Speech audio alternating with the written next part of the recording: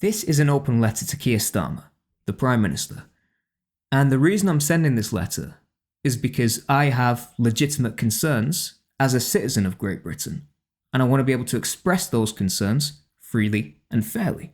After all, both you and your government were elected by us.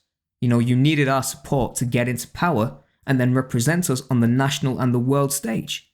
So we should have the right to express our concerns to you, because we hired you. You work for us. And if we the people are dissatisfied with the way you're performing in your job currently, then we should have the right to tell you openly, freely and fairly what a shoddy job you are doing. It's no different to being an employee within a company.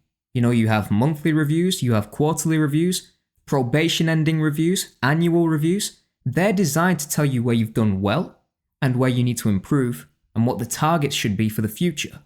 It's no different in public life, or in this case between the people and governments. But more and more it seems to me, Mr Starmer, that you don't want to hear it, because we seem to be moving into an age of censorship across social media. Mr Starmer, I came across an article in the Washington Examiner recently with the headline "The UK descends into dystopian levels of censorship," and this was published just over a week ago at the time of recording. Mr Starmer, I'm sorry to say, but that's outrageous. Now, I do understand that this was in response to riots and civil unrest that occurred in the streets of Britain following some anti-immigration protesters. Let me be as clear as possible right now. Let me remove any ambiguity and doubts that may be in anyone's minds. I do not condone violence against any group, regardless of your race, your skin colour, your religious beliefs, your political beliefs. I do not condone violence against anyone, be it physical or advocating for physical. But this policy sets a very, very dangerous precedent, because it comes back down to the question, who decides what is and isn't acceptable?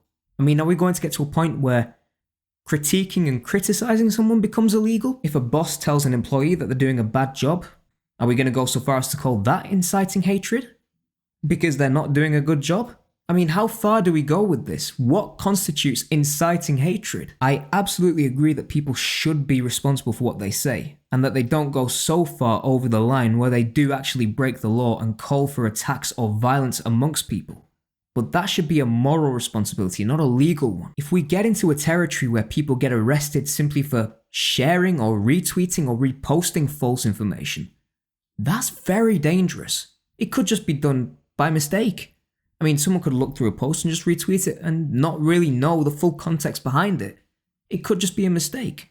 Are we going to arrest them for making a mistake? And this doesn't really bode well when you consider all of the other areas in our society that do need policing. And let me be clear, I blame all the governments from the past as well for allowing Britain to get to a point where all this is happening. Knife crime is running rampant in the UK currently. In London alone, knife crime increased by 20% in 2023.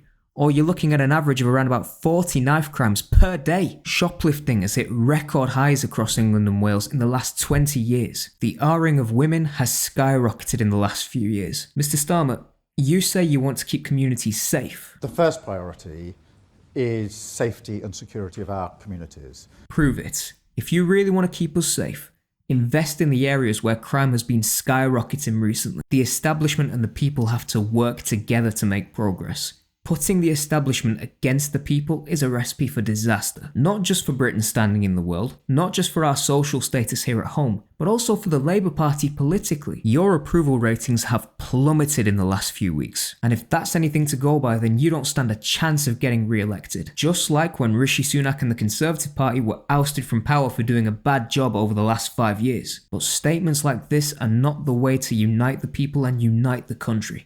Publishing or distributing material which is insulting or abusive. So if you retweet that, then you're republishing that, and then potentially you're committing that offence.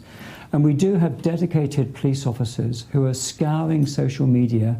Their job is to look for this material and then follow up with identification arrests and so forth. We will throw the full force of the law at people. And whether you're in this country committing crimes on the streets or committing crimes from further afield online, we will come after you. Being a keyboard warrior does not make you safe from the law. Again, it comes back down to what I said before. It sets a dangerous precedent because anyone can be offended by anything. And if we get to a point where you criticising someone causes offence to them, and you can then get arrested or charged for that, well, what sort of society have we become? Mr. Starmer, with the off chance that you are maybe watching this, I implore you, please rethink this whole censorship policy, because it's not going to be as effective as you may believe it will be. If people cannot speak openly in public or online, then their opinions are driven underground, where they often remain unchallenged, and as such, can flourish. Because if groups of people listening to these opinions underground have no opposing view to listen to, then they're going to start thinking that this is the right way forward and there's no other right answer other than this. Whereas if opinions are challenged in public, both people can see both sides of the argument, and people can then make their own minds up as to where they sit. Now, if your thinking is that bad ideas, dangerous ideas, hateful ideas should not receive the oxygen of publicity, look at it this way. Bad ideas, if they're debated in public, you then have the chance to analyze, examine, expose, and destroy really bad and really dangerous ideas. So much so that you cause the opposing side so much embarrassment for the whole world to see. That way, you gain more support from the public, and you've destroyed a potentially very bad ideology. You work for us, Mr. Starmer. You know, the people voted for you. We voted for you because we felt like you were the best candidate for this particular job. It's not party interests, it's not self-interests that you need to be concerned about. It's the people's interests. The people are the key stakeholders here. They're the ones who register their concerns.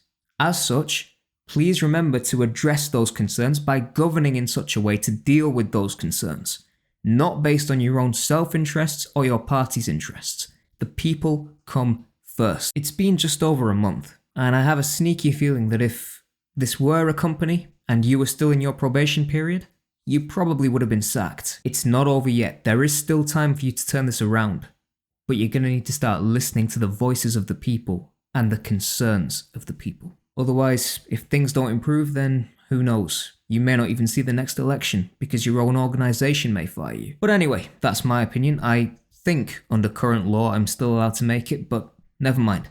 What do you guys think? That's the most important thing. Do you agree with Keir Starmer's approach to censorship, or do you rebuke it entirely? Be sure to let me know in the comment section down below. I look forward to seeing as many opinions on this as possible because it is a highly contentious subject, but if you're from the UK or from further afield, then let me know your thoughts on this. Do you think it's the right way for the UK to be going, or is it a massive step in the wrong direction? Let me know in the comment section. Thank you all for watching. Be sure to like and subscribe if you enjoyed this video. I'll be returning, of course, in the coming weeks, but until then, stay safe, stay blessed, and stay free. I'll see you all real soon. Take care.